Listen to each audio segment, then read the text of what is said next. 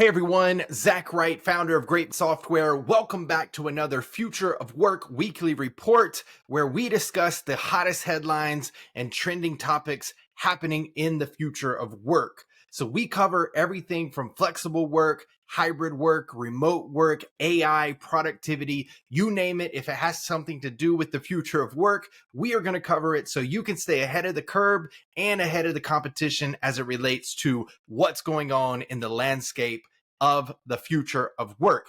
If you are new here, the way that we go about this is we will find the most recent and relevant articles. We'll read them so you don't have to, and then we'll go through the summary and also give our opinion on the key highlights that are mentioned here. And sometimes we'll talk about Grapevine, our virtual office platform that we offer to remote and hybrid organizations to stay connected, informed, and engaged from anywhere in the world. But before we get started, go ahead and smash the like button and be sure to subscribe so you can stay updated every time that we drop a new Future of Work weekly report. We drop them Wednesdays every single week unless we get busy and start a plan. So without further ado, let's go ahead and get started on article number 1. This week we have 2 articles that we're going to discuss, but it should be fairly quick because they're pretty straightforward. It just depends on how passionate we get about this. So let's go ahead and dive into the first article. This is coming from tech.co or TechCo. The date published was May 20th, 2024. So Monday of this week, if you watch this on the week that we upload it. And the article title is Return to Office Mandates Are Scaring Away Talent. Okay, so let's go ahead and dive into highlight number 1 and see what they're talking about in this article. High-performing employees are less likely to stay. So the statistic that they call out here in this study is high-performing employees have a 16% lower intent to remain in their position when faced with on-site requirements. We've talked about this a little bit before, but whenever it comes to return to office or RTO policies, so they mandate people coming back into the office, sometimes it can be a cop-out because they want people, they being the company, wants people to go ahead and resign so the company doesn't look bad because they might have to do a layoff. So we got to take that in consideration here, but 16% lower intent to remain in their position. If you're not trying to encourage a self-layoff or an employee self-induced layoff, then you want to really think about why are you asking people back into the office, right? So some of the quotes that we want to call out here from the article specifically, one quote says, companies that get rid of remote work are making the wrong move and losing talented workers as a result, right? People want flexibility, and we'll dive into that a little bit later, starting with this quote, which is a flexible approach yields the best results, Gardner concludes, with any in-person largely justified either for team brainstorming sessions or for company-wide offsites. So what they're talking about here is not necessarily going 100% remote, but offering flexibility. And really, flexibility just means choice. You are giving your employees a choice, right? And I think that that is the best approach. And we're starting to see a lot of people come around to that idea where hybrid or flexible or choice of work is going to be the winner in the future of work. And what that really means, if you're not familiar with this approach or you've heard it thrown around, but you haven't actually heard like a definition or an example, is, okay, you might have an office, or you might allow your employees to have a stipend that allows them to work in co-working spaces, or you might have a subscription plan to WeWork where in this location, you have a WeWork office where the people around there could go into the office, or you have a co-working space. Like I mentioned before, Radius is a good company out there where you can, it's kind of like Airbnb, but for co-working spaces. So you'll go to the site, you'll find the place that you want to work, and then you can go there, or you can have a team offsite. But basically what Gardner is saying here is that anytime that you're asking your people to come into the office, make sure that it's justified. Or another way of saying that is just make sure that it makes sense, right? If you invite people or encourage people to come into the office, especially if you mandate it, you better have a reason why. And you better make sure that whenever they come into the office, they're not just sitting there and getting on Zooms with other people around the world or the country, right? Because what's the point in that? There's not, which is the point. All right, so that's highlight number one. Let's go ahead and go to highlight number two, where they discuss RTO mandates and workplace conflict. So some of the statistics that they call out here in this section is 63% of HR leaders say their company has increased expectations for in-office work in the past 12 months. And this is where it gets contradictory, because they have that increase in expectations in office work, but then they say 74% of HR leaders cite return to office mandates as a source of workplace conflict, right? So companies are requiring people to come into the office, but then they're having more workplace conflict as a result. Because again, and we'll probably say this throughout this episode, people want flexibility. They want choice. They want to be able to do certain things in their way as long as they get the work done. And then let's go ahead and move to highlight number three, just to keep going on this flow. Demographic disadvantage of RTO mandate. So what they're calling out here is that there are three specific demographics less likely to comply with in-office mandates. And this is important because there's two things that come into factor, which I think is highlight number four.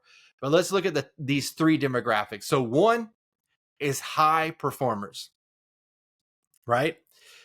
You want high performers, you want productivity. A lot of companies are saying, we need you back in the office to be more productive. But let's look at that, right? A lot of these things are contradictory, or they conflict with one another, because you want people back in the office, you're doing an RTO mandate, but as a result, you're losing high performers. Is that going to be good for productivity? No. So let's think about that. Now, the other demographics here are women and millennials. Now, the reason that women, and we've talked about this several times on this channel, but the reason that women might be less likely to comply with in-office mandates is because, again, a lot of women are still considered the caretakers of their children, right? And so whenever you're asking them to come back into the office, then you're doing a couple of things. One, you're making them have to decide, do I go back in the office and lose time with my child? Do I go back into the office and have to pay for childcare? Or do I not go back in the office and face consequences? Or do I have to quit, or do I get fired as a result of all these things? Right? These are different options that can go through their minds, but they're very real challenges, right? Unfortunately, that mainly goes to the woman right now. There's obviously outliers, and it's not the case for everyone, so don't come at me. But through the studies and the research and the data that we see, that is still the case, right? So we have to be considerate about whenever we ask people to come back into the office as a mandate, not as flexible, as a mandate. We got to think about what are the consequences. If you're a good leader and you care about your people, you're already going to think about any decision has consequences, good and bad. So you need to weigh those out before you choose to have an RTO mandate or anything that you're deciding in your organization. Okay. And then The last demographic is millennials. Now, I fall into this category, and I was trying to think about why specifically millennials, and I don't really know the answer even as myself. Now, I choose to work 100% remote. Sometimes I'll go to a coffee shop, sometimes I'll meet up with people, but the maybe the reason is that I know that millennials experience a lot of micromanagement, at least in my experience. You can drop it in the comments if you've experienced that or if you haven't. And actually drop in the comments if you have a reason why millennials are more inclined to not comply with in office. I know I have my own reasons, but maybe it's because millennials are at that parent stage, right? Or maybe they just have other reasons. Maybe they're just focusing on mental health or work-life balance. There's a lot of different things that could be factored into this. But before we go into the next highlight, let's talk about the quote here. So, pushing your employees back into the office will lead to a reduction in gender and age diversity, as well as lowered overall performance. So, this wasn't actually a highlight. I jumped ahead, but this is the quote that I wanted to talk about because, yes, high performers are very important, but what is also important is the diversity, right? So diversity can be gender, it can be age, it can be race, it could be different backgrounds, different cultures. And so we know from the studies out there that a company who has a more diverse background, they are able to see around the corner better. They're able to be more innovative and creative because you have different aspects. They're able to mitigate risk at a higher level than other organizations out there who have a lot of people that look like them, right? So whenever you're talking about return to office, you are reducing the ability to have such a diverse group of people in your organization. And as a result, you're going to have lower productivity, you're going to have lower innovation and creativity, and so on and so forth. Right. So you have to think about that. And I don't care. I'm going to get angry on this one for a second because I don't care what people say about DE and I being woke or anything like that, because that is not what it's about. It's about giving people equal opportunities, or at least giving them a place that they feel like they have opportunities, right? And on the backside of that, it's just good business, right? So if you don't do it from a morality standpoint, do it for a business standpoint, right? I know that probably doesn't sound good, but you have to think about these things, right? Because we talk about we want a better workplace. We talk about we want to have more productivity, innovation, creativity, and all these buzzwords, right? But if you actually look at what it takes to have those, it's not a physical office. It's the people. It's different types of people. It's engaged people. It's people who understand the purpose of the organization. It's people who feel like they're heard, who feel like they have a culture that they belong to, who feel like they have growth opportunities within that organization, which we'll talk more about in the next article because it's specifically about Gen Zers. Okay, so let's wrap up this article just by discussing the big takeaways that we talked about. So, benefits of in-office work versus risk of rigid mandates. So, companies should avoid one-size-fits-all RTO approach or return to office approaches and instead offer flexible solutions. Again, flexibility is giving your employee the option to go into an office if they want to, work remotely if they want to, or work from anywhere if they want to. And one of the ways that you can do that is obviously Grapevine is a good choice because we allow you to communicate, collaborate, and connect from anywhere in the world and stay connected and engaged and informed. But the other part is providing clarity around what are your expectations so the employee understands what that is, right? The second call out here is, or the second takeaway is employee engagement and customization. So allow employees to shape adapt, and customize policies for improved engagement and effort.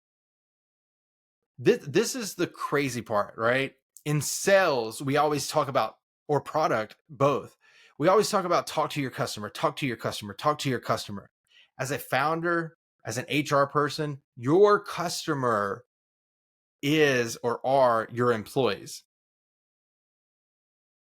When's the last time that you talked to your employees and asked them what they wanted, right? We're no longer living in that environment where it's my way or the highway. The hierarchy has been flattened for the better. And now we need to adapt and take off the traditional lenses that we have and enter into the new era of work, which is the future of work, flexibility, remote work, outputs, outcomes over hours in an office. All right. And then the last one that we'll talk about before we go into the next article is long-term talent strategy. So avoid derailing long-term talent strategy with the wrong RTO approach. Again, this goes back. This is where so many organizations make a mistake on return to office policies, right? One, ask yourself, okay, why are we considering return to office? If you have an answer there, say or ask yourself, what do we expect to happen whenever we have employees back in the office? And then work with your employees on how you approach that. Is it a full 5 days a week back in the office? Or is it 3 days here, 2 days off, 2 days here, 3 days off? Not off in the sense, but where you don't have to come into the office. It all goes back to clarity and communication. And if you don't have clear communications around what you're doing, it's always going to get met with resistance. And that's what we're seeing with a lot of organizations. It seems like RTO policies come out of nowhere. No employee has been updated or had a conversation about what their opinion was or what they would have to do to make that happen. I think if we had those conversations, the RTO policies wouldn't necessarily fall as short or flat as they do. Now, I'm not encouraging that because I think flexibility is the future of work, and that's what we should be doing. But just for anybody who's watching that is an RTO policy person, talk to your people, build the RTO policy with them. Because any change management, any initiative, anytime that you talk to the employee or the stakeholder, you're going to have a better outcome, right? You wouldn't just sell to an organization, close the deal, and then all of a sudden say, hey, this is what you got to do, or we're not going to have you as a client, right? One, that doesn't make any sense because you don't want to lose them as a client. And two, it's not a good taste. It doesn't leave a good taste in the customer's mouth. So if your customer, in this sense, if you're a founder or a CEO, you're not leaving a good taste in your employee's mouth, and that's why they're leaving. All right. That is article number 1. And so now we're going to go to article number 2, and then we'll try to wrap this up pretty quick. So this article is coming from Fortune.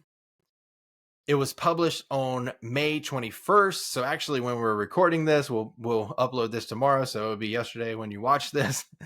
But 5/21/2024, and the title is Gen Zers Walk into the Workplace with One Foot Out the Door. Slandering them won't solve the future of work conundrum. So let's go ahead and dive into the highlights and see what they're talking about here. Okay, highlight number 1, misunderstood work ethic.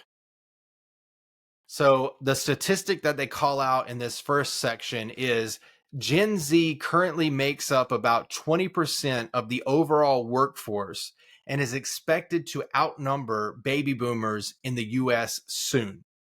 right? We had a statistic out there probably at the beginning or end of last year where we saw in a study that by 2025, millennials and Gen Zers will make up the majority of the work population. And so, what we have to do as founders, as CEOs, as business leaders, we need to understand how do we adapt. And we'll probably go into a little bit more detail on that a little bit later. But let's look at the quote that they call out here.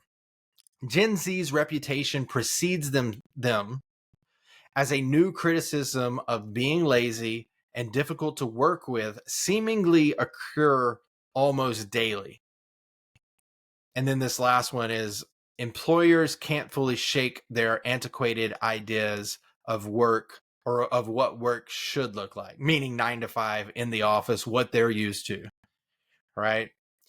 So basically what they're calling out here is what us millennials went through too. It's every single generation. They always go through like millennials. It was millennials are entitled, right? That was the thing that we had. And I'm sure that we had a little bit of laziness titles thrown onto us.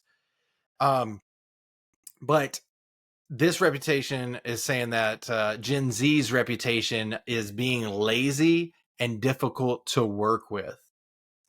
But if we put this into perspective, in a remote environment, there are things that you have to do differently.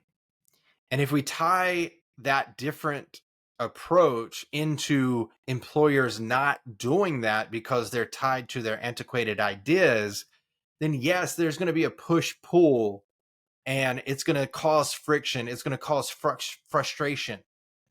And so you can imagine that Gen Zers are difficult to work with if this is true because they don't have the right guidance. They don't have, or maybe your company doesn't have the right setup that it needs, right? A selfish plug is Grapevine is there to help you overcome these challenges. But technology is only going to do so much. It's a behavioral issue. But technology like Grapevine can help employees self-serve. If they have questions, they can search and find them easily. Or if they need to interact with a mentor, they can go to the employee directory and search the type of skills that they're looking for and find that person and reach out to them and see if they can get some mentorship. So, and then obviously HR is going to do their initiatives on employee development or mentorship programs or buddy systems, whatever you want to call it, however you want to approach it. That is something that we all should consider, not only in person, but also, or especially in remote and hybrid organizations. But let's go ahead and move on to highlight number 2, which is the need for flexibility. There might be a theme here if you haven't figured it out yet, but reports of rigid RTO mandates continue to dominate headlines. We're talking about it today, despite contradicting the flexibility many young workers crave. And the quote from this highlight is Gen Zers are taking a stand and using public platforms to share why their ideologies around work shouldn't construe them as lazy.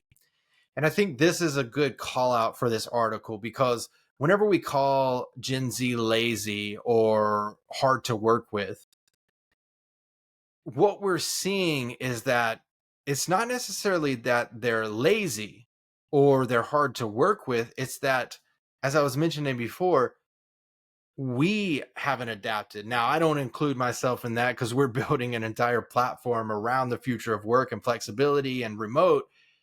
But if an employer doesn't take the time to consider transitioning and adapting to the way that we are working today, then they are going to have these conflicts, this friction with Gen Zers, right?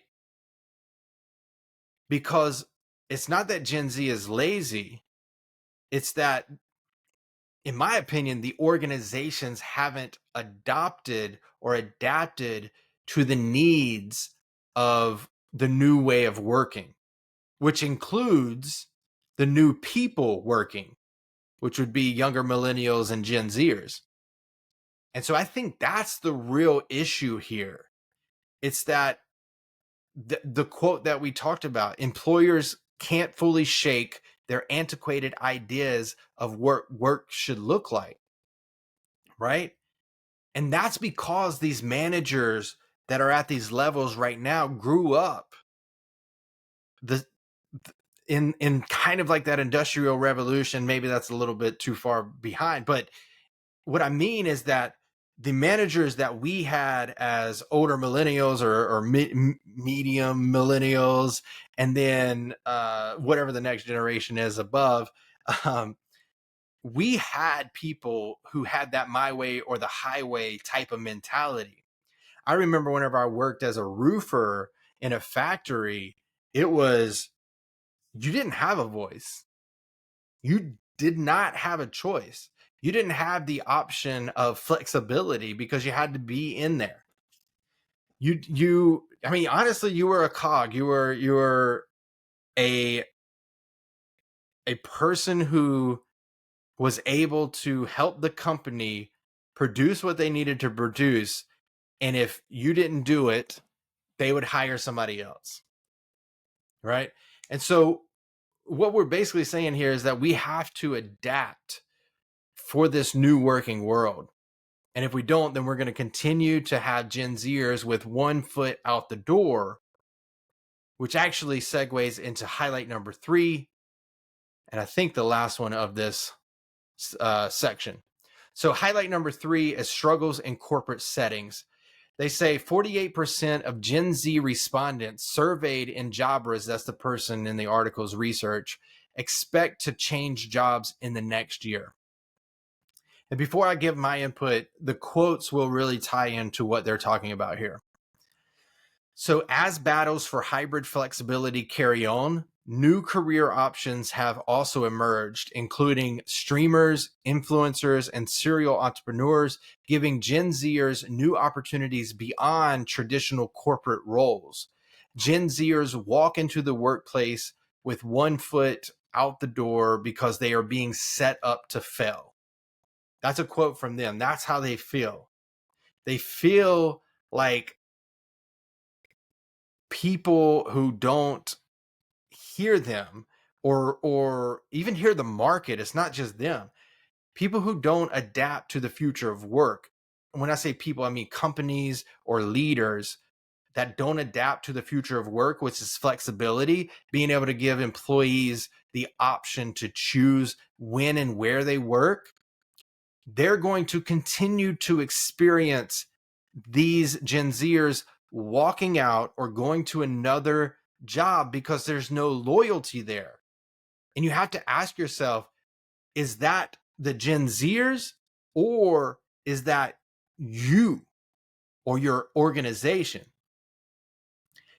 And if you are a person or a company that is doing RTO in this environment, it's mainly you. So what you have to do is not just give a pass to Gen Zers, but you have to work with them. And then whenever you start to speak to someone on a human level, you're able to negotiate, you're able to compromise, you're able to see the other person's point of view. And so if you want to, because I know that there's a lot of people out there talking about, oh, the workforce is hard to find people. And I don't mean to mock that, but that is probably true. But whenever you focus on your employees, and what I mean by that is the culture that you create, the structure that you provide so they know what it is that they need to do, they know if they're being successful or they're not. And then you provide them with growth opportunities as it relates to their purpose and their goals, and as it relates to the company's goals, then you're going to see a better outcome from Gen Zers, from any employee. That's all that we really want, right? I'm speaking as a founder who is building a startup, but still understands what the employees want because I'm taking the opportunity to do things like this, like the Future of Work weekly report. And that's what you have to start thinking about. So if you are that traditional thinker, you have to understand that the market is changing. And with that, the way people think about work is changing. And there's companies like Grapevine who is pioneering the future of work. And if you don't take the time to do that, then they're going to leave your organization or never step foot in it. And they're going to come to us, or they're going to go out on their own thing because they know that they or who they are can provide what they're looking for. So I hope I didn't preach too much, but that is the Future of Work weekly report today. And just as a reminder, we talked about fortune. Gen Zers walk into the workplace with one foot out the door, and then slandering them won't solve the future of work conundrum. You got to work with them, you got to hear their voice, and you got to give them opportunities that attach to their purpose to make them want to be a part of your organization. And yes, that means building culture. So some people call that soft, but that is so important. And then we also had the article from TechCo, which was return to office mandates are scaring away talent, not just talent, but high performers, women, and millennials. So if you want to make your workplace better and have better outcomes whenever it comes to your employees, whether that's engagement, productivity, or all the above, you need to adapt. Thanks so much for listening, and we'll see you on the next Future of Work Weekly Report.